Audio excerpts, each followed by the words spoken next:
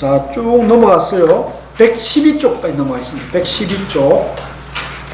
오늘 뭐 진도를 다 끝내야 돼가지고요. 112쪽 위에서 세 번째. 112쪽. 한 스님이 물었다.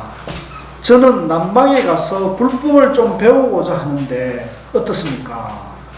남방에 가거든 부처가 있는 곳은 급히 달아나고 부처가 없는 곳에도 머물지 말라. 그렇다면 저는 의지할 데가 없지 않습니까? 버들깨지로다. 버들깨지가 뭐죠? 버들강아지를 이렇게 말하는 거예요. 버들강아지. 네. 꽃. 그러니까 이제 어떤 스님이 이제 남방에 가서 불법을 좀 배우려고 하는데 어떻습니까? 이렇게 물으니까 조주 스님이 남방에 가거든 부처가 있으면 급히 도망가고 부처가 없으면 머물지 말거라. 그럼 어디에? 그러니까 이제 황당하니까 이 수행자가 묻는 거예요. 그러면 도대체 저는 어디에 의지해서 공부해야 됩니까? 버들강아지로다. 뭐 다른 거 없다. 다른 거 없다는 거죠. 근데 요 말이 우리가 어떻게 이해가 되시나요? 어떻게 받아들여야 할까요? 부처가 있는 곳은 급히 도망가고 부처가 없으면 머물지 마라. 모든 게 다 부처인데 네. 부처만 찾느냐 그런 얘기. 그렇죠.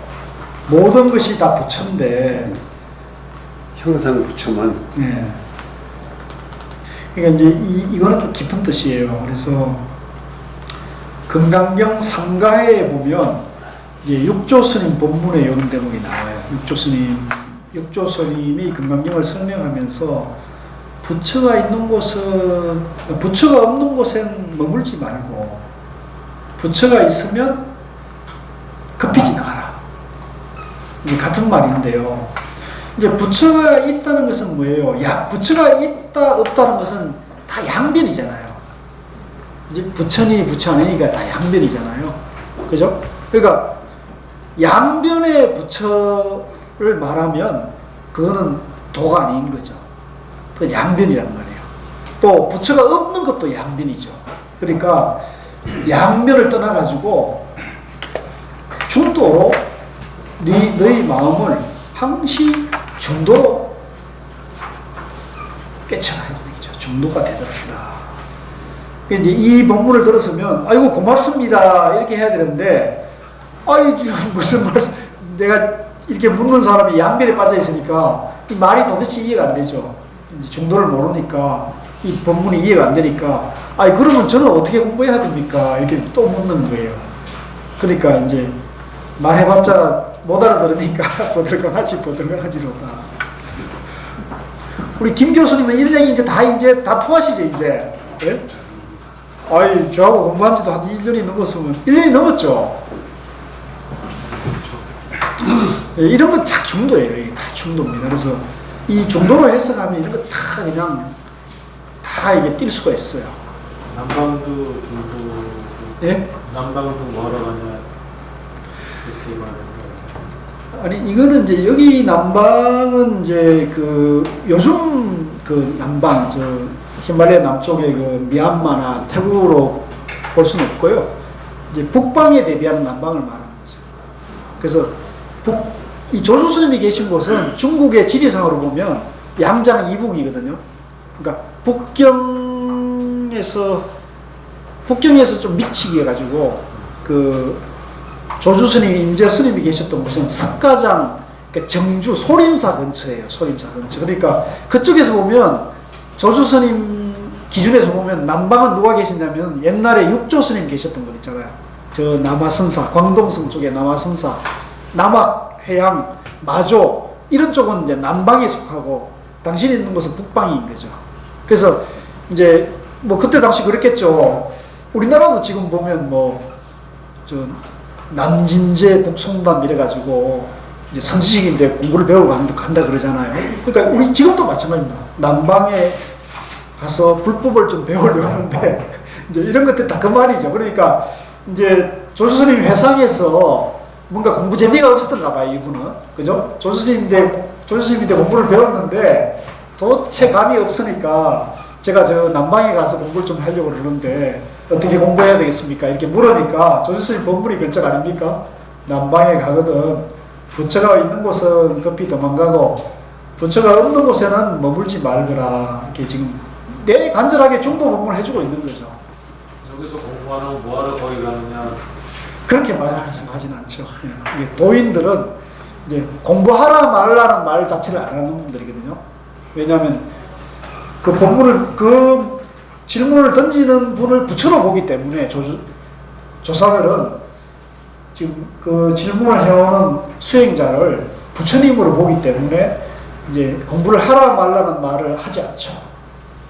이게 이제 조사선이에요. 이게 이제 조사들이 한결같이 법을 쓰는 이제 방법이에요. 이 질문하는 수행자를 부처로 보는 거죠. 부처님으로 똑같이 보는 거예요. 근데 깨쳤어요, 못 깨친? 깨친 부처예요, 못 깨친 부처예요? 못 깨친 부처님인 거죠. 못 깨친 부처님이기 때문에 이제 이 법을 이제 이렇게 쓰는 거죠. 부처님 있는 곳에는 급히 도망가고 부처님 없는 곳에는 머물지 마. 이렇게 좋은 법문을 해주는데도 부처님이 못 깨치는 거예요. 왜? 양변에 내가 부처가 아니다는 착각에 빠져 있으니까. 나는 중생이다는 고집에 빠져 있으니까 못 깨치는 거예요. 그 밑에도 재밌습니다. 한 스님이 물었다. 무엇이 급한 곳입니까? 한 번 묻고 한 번 대답하는 것이다. 재밌죠? 무엇이 급한 일입니까? 한 번 묻고 한 번 대답하는 것이 급하다. 이거는요, 112쪽입니다. 112쪽. 이거는요, 지금 이 순간밖에 없다는 거예요. 지금 이 순간밖에. 무엇이 급한 거예요? 지금 이 순간밖에. 지금 이 순간이 절대세계라는 거예요. 영원히 오늘밖에 없고, 영원히 지금 이 순간밖에 없다는 거예요. 무엇이 급한 일입니까? 지금 묻고 답하는 것이 급한 일이다. 지금 이 순간이다. 그 밑에도 똑같은 겁니다. 한 스님이 물었다. 셋째 혀를 빌리지 않고 금시에, 금시는 이제 지금입니다. 지금. 금시에 의지할 수 있습니까? 이 말을 쓰지 않고 지금 현금에 바로 의지할 수 있습니까? 내가 너에게 말해준다면 너는 어떻게 이해하겠느냐?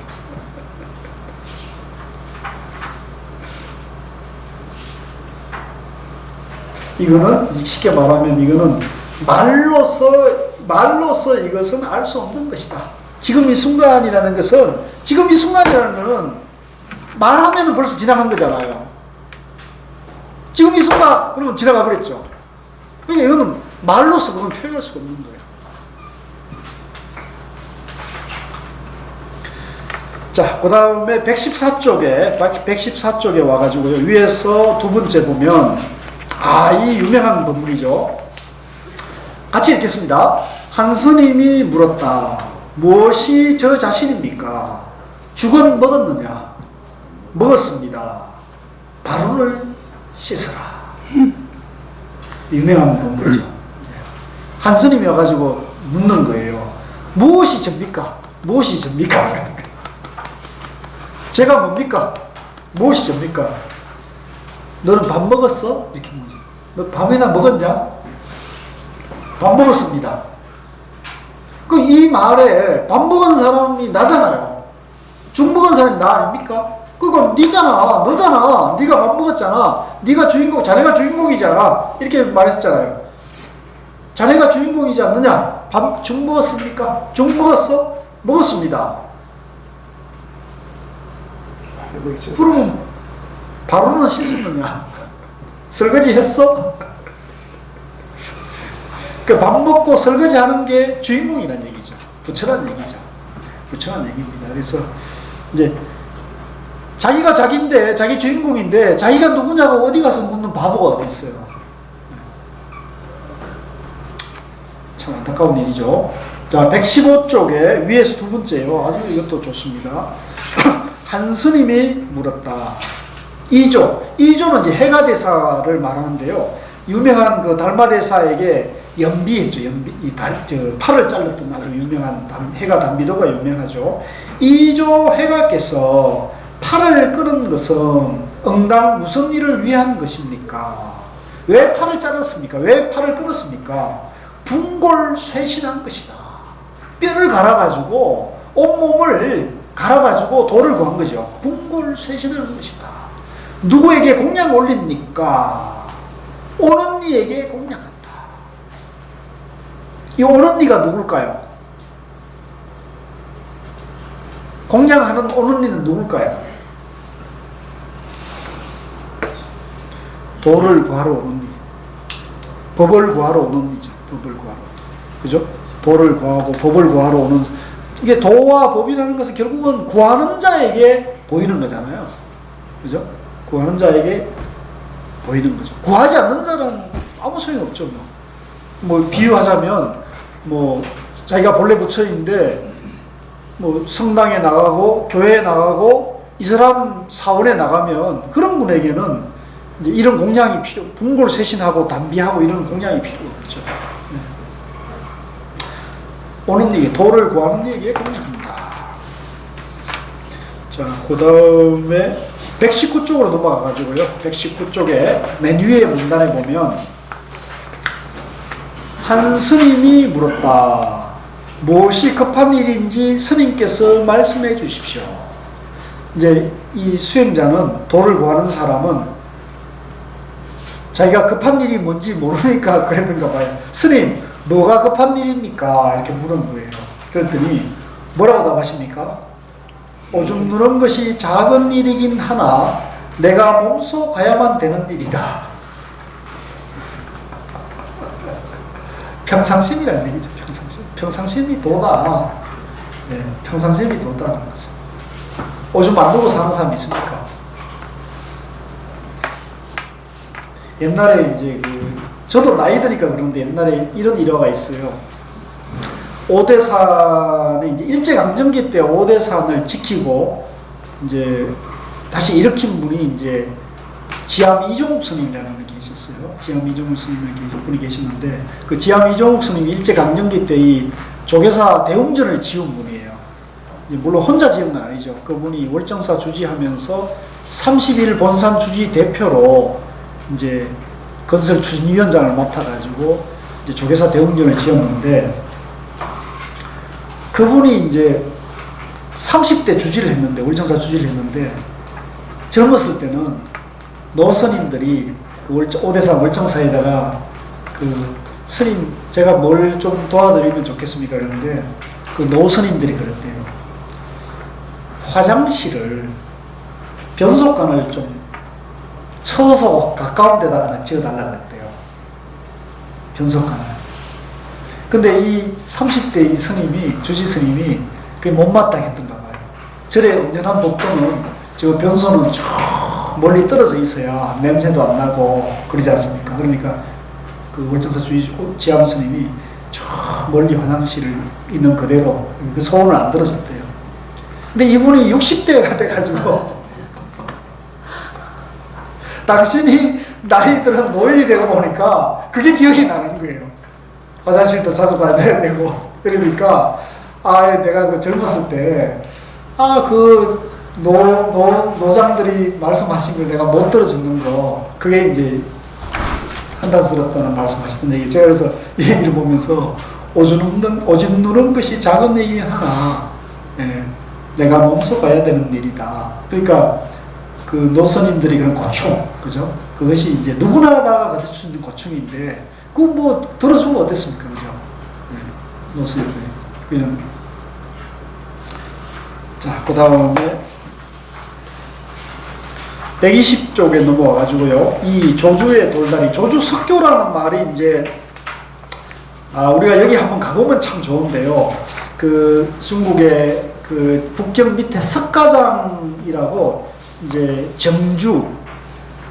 정주라는 도시 그 근처에 보면 그 조주 스님이 사셨던 관음원이라고 있고 또 그 인근에 임재 스님이 사셨던 임재사가 있어요. 저는 한번 그 이제 고우 스님, 해국 스님, 무여 스님 이런 그 선지식들 모시고 한번 그것을 한번 방문할 기회가 있었는데 참배할 기회가 있었는데요. 가보니까 이제 눈에 선하더라고요.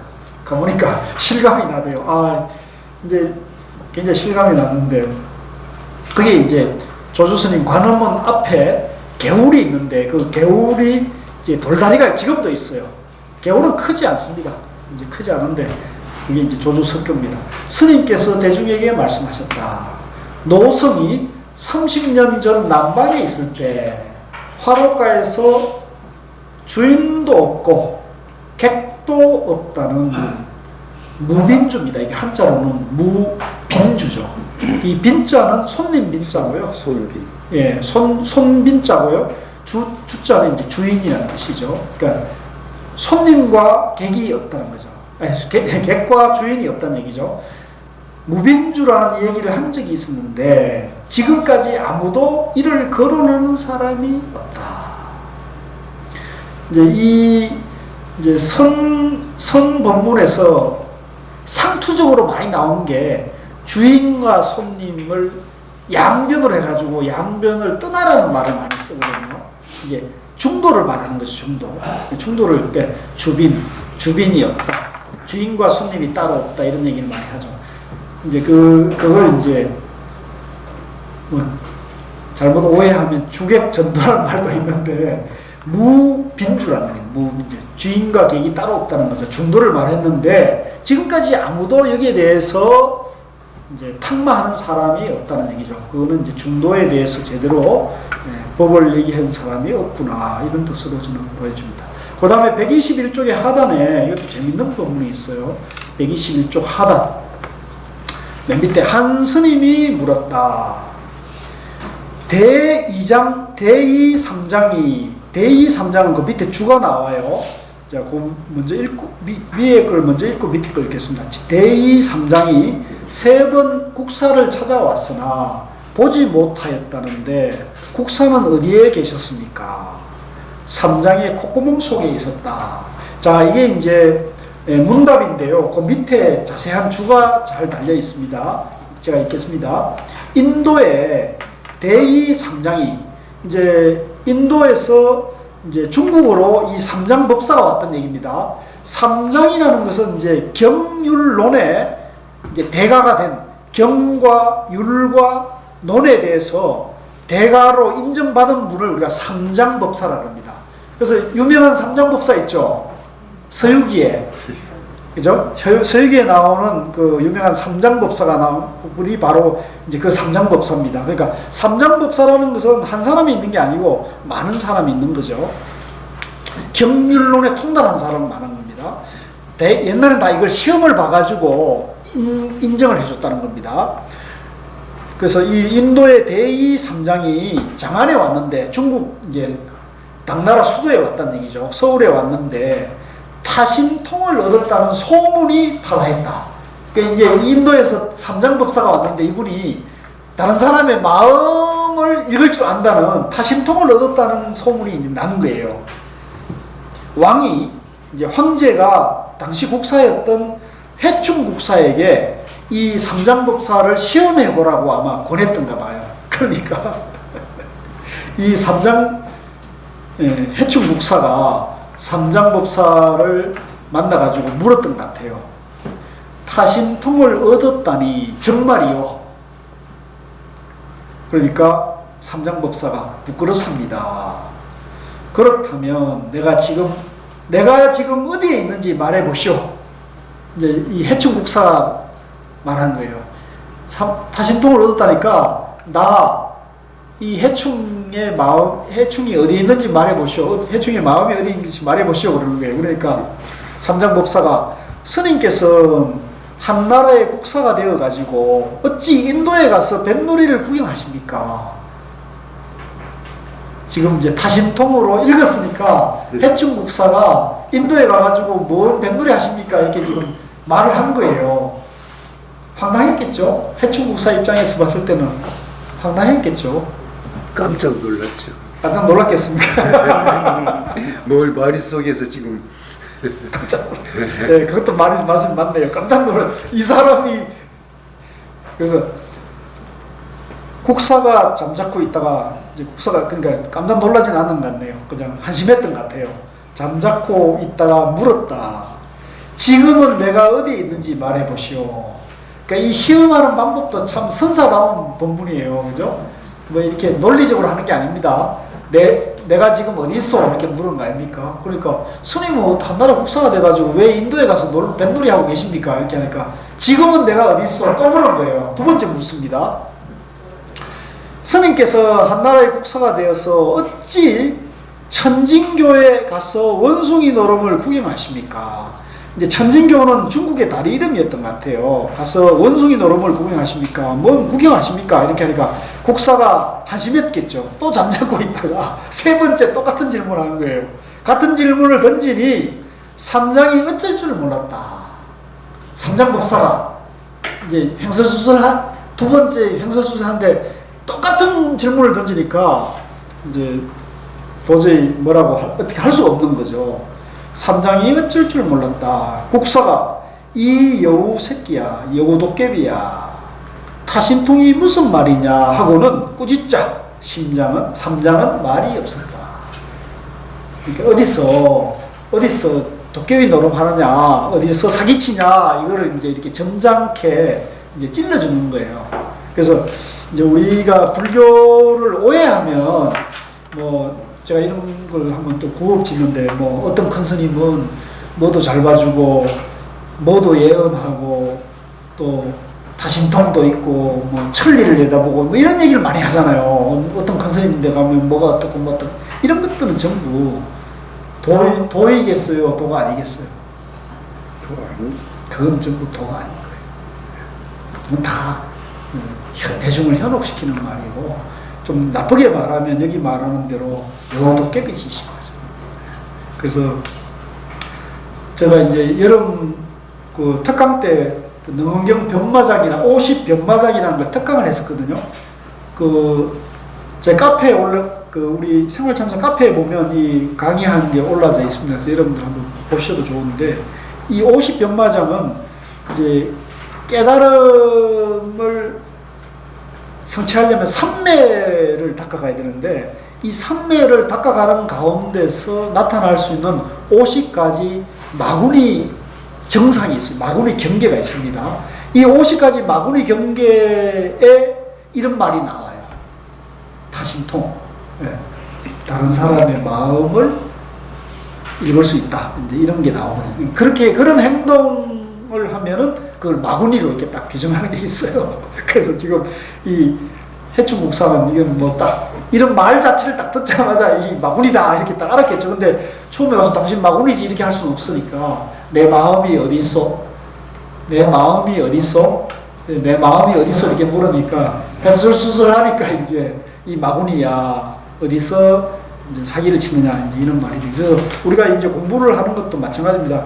자, 여기서 이걸 다시 끌고 와. 이 내용을 알고 보면요, 대의 3장이 3번 국사를 찾았으나 보지 못하였다는데 국사는 어디에 계셨습니까? 이제 내 마음이 어디 있어? 내 마음이 어디 있어? 이렇게 물었으니까 이제 3장 국사는 어디에 계신가? 3장의 콧구멍 속에 있었다. 이거는 뭐 실제 콧구멍 속에 있었다는 얘기는 아니고요. 이것도 연기법을 말하는 거예요. 연기를 말하는 거거든요. 네, 저는 요런 대목이 진짜 재미가 있었어요. 그 다음에 122쪽을 보겠습니다. 눈먼 거북이가, 이제 이게 유명한 그 맹구우목이라는 말이 있잖아요. 그 천년에 한 번 이 눈먼 거북이가 깊은 바다에서 천년에 한 번 이렇게 떠올라가지고 뭐예요? 통나무 그 구멍에 딱 맞닥뜨리는 걸 천년에 한 번 바다 거북이가 이런 경우가 있어요. 이게 이제 맹구우목의 일환인데요. 눈먼 거북이가 바다에 뜬 나무 구멍을 만났을 때는 어떻습니까? 조주스님 말하기를 우연한 일이 아니다. 우연한 일일까요? 천년에 한 번 눈먼 거북이가 통나무에 구멍을 딱 거는 것이 우연한 일일까요? 우연한 일이 아닐까요? 이제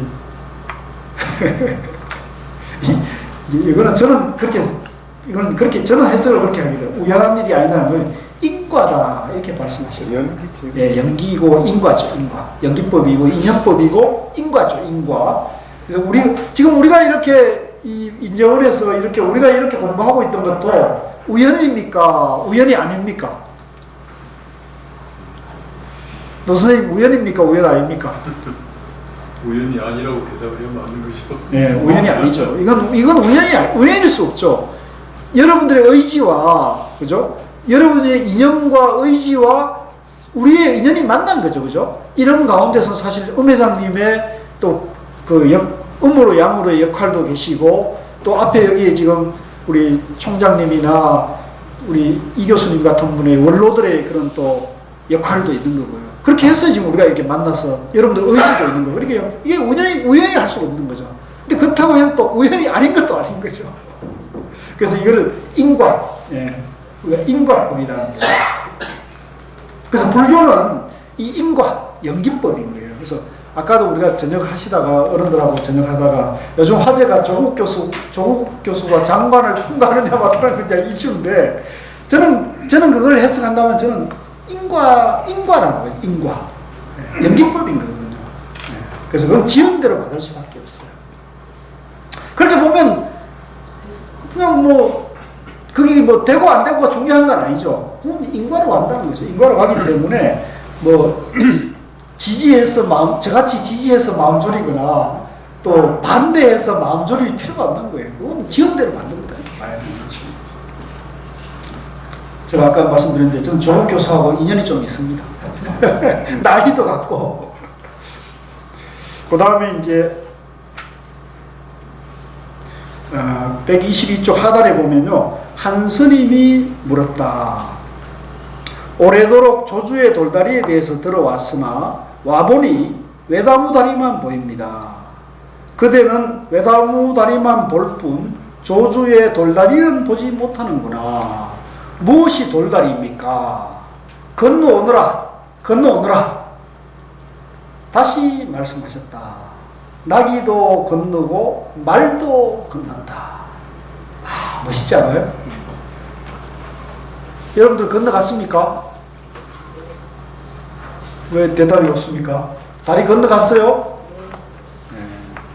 여기서 이제 조주의 석교라는 말은 그 다리 그 자체를 말하는 게 아니고 하나의 다리로 상징되는 뭐냐면 차 안에서 피 안으로 건너가는 걸 말해요. 중생에서 부처되는 걸 말하거든요. 그러니까 이제 양변에 집착한 마음에서 양변을 떠난 마음이 됐느냐, 건넜냐는 거죠. 여러분들 다 건넜죠, 이제? 이거 시험 봐야 돼요.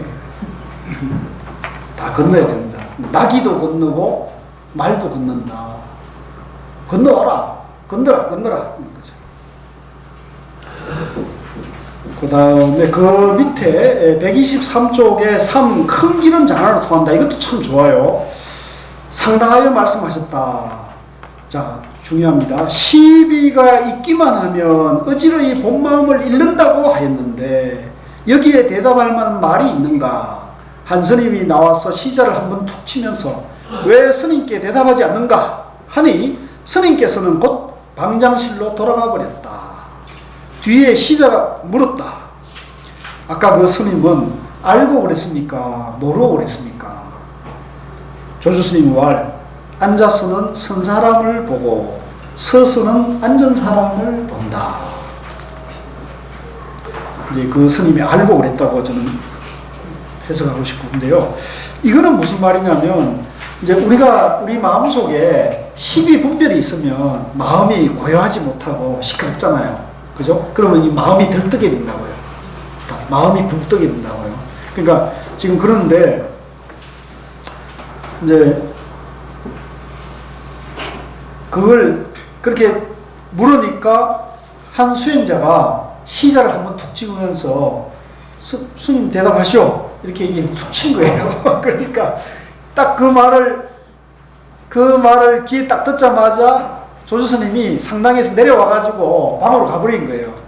이제 그 다반 수행자가 벌써 간파했다 이렇게 본 거죠. 그러니까 이제 이 시자는 영문도 모르고 돌아와가지고 쫓아와가지고 조주 스님에게 또 묻는 거예요. 아까 그 스님은 알고 한 겁니까? 모르고 한 겁니까? 이러니까 앉아서는 선 사람을 보고 서서는 앉은 사람을 본다.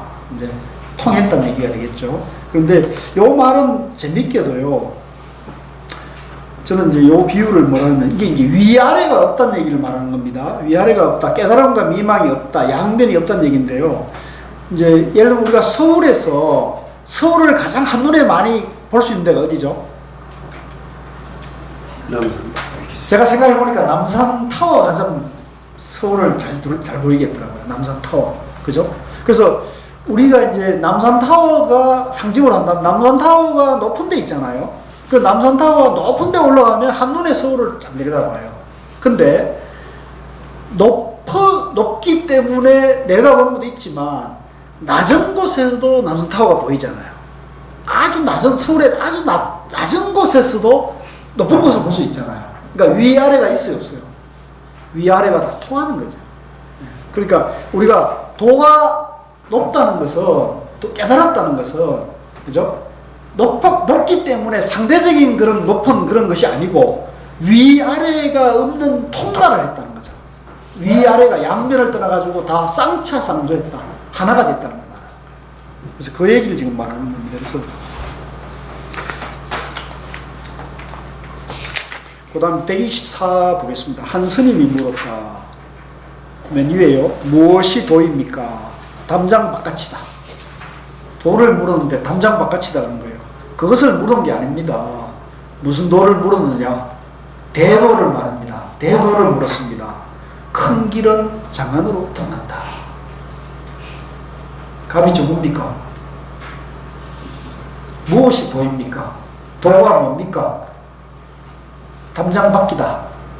그러니까 아니니 바뀌니 도니 도 아니니 이렇게 양변에서 물으니까 이걸 친 거죠. 담장 바뀌다 이렇게 한 거죠. 제가 그걸 물은 게 아니고요. 큰 도를 말한 겁니다. 대도를 말합니다. 그러니까 대도는 장안으로 통한다. 대도는 무문이다 이런 말이죠. 그러니까 모든 길은 통하잖아요. 모든 길은 통하잖아요. 그러니까 도는 큰 도는 문이 없어요. 왜? 본래 성불해 있기 때문에. 본래 완성되어 있기 때문에. 그래서 우리가 대도문문 그러면 큰 도를 영원하신 듯 큰 도에 들어가는 문을 얘기하는데 그런 문이 아니에요. 우리가 다 대도, 우리가 다 갖춰져 있기 때문에 문이 없어요. 그죠? 그러니까 문이 없는 걸 알면은 대도문문이 되는 거죠. 자, 시간이 없어가지고 마지막에 그 신라 스님 얘기가 있어서 그 재밌어서 제가 그걸 표시해 놨는데요. 보겠습니다. 174쪽으로 넘어갈게요. 174쪽. 아, 이것도 부분이 좋아요. 174쪽에 위에서 세 번째 문단에 보면 이거 같이 읽겠습니다. 우리나라 얘기 나오니까 반갑더라고요. 저도 어쩔 수 없어서 분별심에서 같이 읽겠습니다. 한 신라의 주지가 신라원의 주지가 스님을 공양해 청하니 스님께서 앞에 이르러 물었다. 여기가 무슨 절인가? 신라원입니다. 그대와 나는 바다를 사이에 두고 있다. 멋있죠? 여기는 조주 스님이 계시던 곳이 아닙니까? 그죠? 근데 그 근처에 아마 신라절이 있었던가, 신라 스님들과 신라인들이 이제 그 내왕하고 공부하는 그런 신라절이 있었던가, 그걸 당시에는 신라원이라고 하는 거예요. 그러니까 이제 신라원 주지가 조주 스님 모셔가지고 공양을 한번 대접했겠죠. 그러니까 이제 알고 하는 얘기고, 알고 하는 얘기죠. 여기가 무슨 절인가? 신라원입니다. 그대와 나는 바다를 사이에 두고 있다. 신라와 당나라는 바다를 사이를 두고 있을 뿐인 이웃이라는 얘기죠. 하나라는 얘기죠. 네. 그러니까 이때만 하더라도 당나라와 우리 그 한반도가 굉장히 가까웠어요. 그래서 당송시대 선종이 이렇게 메인스트림, 선종이 불교의 중심에 있을 때는 이 당나라, 송나라, 고려 이제 통일신라 이런 시대가 세계에서 가장 그 문명권이 높은 문명권이었고 이제 서양보다도 훨씬 더 앞서가는 그런 문물을 자랑하던 시대였거든요. 그때 이제 이 선종이 이 하나의 사상적인 흐름이어가지고 저는 이제 가끔 제가 개꿈을 꾸는데 개꿈이 뭐냐면 우리나라 이 중도와 선이 다시 중흥이 돼가지고 이 한중일이 이 평화의 어떤 그런 교류와 연대가 되는 시대가 되면은 이 인류의 지혜와 평화를 그 경제력으로나 문명의 수준으로나 정신적인 그 수준으로 이 세계를 선도해가는 그런 시대가 올 수 있지 않겠는가. 어째서 그런가? 이 당송 시대에 이 한중일이 이 선종문화로서 통일이 되어 있었거든요. 일본과 고려와 이 당나라 송나라가 이 선사들이 자유롭게 왕래하면서 보시면 이게 이제 기록입니다. 그런 시대가 있었거든요. 근데 지금은 이게 뭐 중국은 공산화돼 버리고, 그죠? 우리는 남북으로 갈려버리고 분단이 돼 버리고 일본은 저렇게 다시 퇴행적인 모습으로 가는 것이 굉장히 아까운 건데 저는 이제 우리가 여기서 굉장히 격동기죠. 지금이 굉장히 격동인데 우리는 지금 저는 그런 꿈을 꿉니다. 남과 북이 합하고 또 경제적으로나 이 정신 문화로서 중국과 한국이 일본이 서로 이 평화 지혜의 그 사상으로 중도 사상으로 서로를 돕고 협조해서 세계를 이제 선도해가는 그런 것을 꿈꿔도 괜찮지 않겠나 생각이 듭니다. 근데 제 꿈이 개꿈 같아가지고 지금 보면 개꿈 같이 될 것 같아서 그러긴 한데 저는 하여간 그런 희망을 가지고 있습니다. 개꿈 아니니까요. 1번이 문제지. 예, 좀 보니까 참선하는 아베가 문제더라고요. 타고난. 그러니까 그거 갖고는 안 되는데 저 사람들이 진짜 참 어리석은 사람이라고 나는 보고 있어요. 저 사람이 참선하는 사람이거든요. 중도를 모르고 참선하는 게 참 안타까워요. 언제가 우리 불교가 기여할 일이 있는데 안타깝습니다. 자, 오늘 여기까지 하고요. 혹시 제가 뭐 좀 제대로 좀 잘못한 게 잘못 말씀드리고 잘못된 게 있더라도 이해해 주시고요. 또 같이 우리가 뭐 탕마하고 공부하는 입장에서 하는 거니까요. 예, 그동안 그 10차 대강사까지 수고 많으셨고요. 다음 주에 바로 11차죠? 12차인가? 11차에 같이 또 열심히 같이 정진하면 좋겠습니다. 예, 수고 많으셨습니다.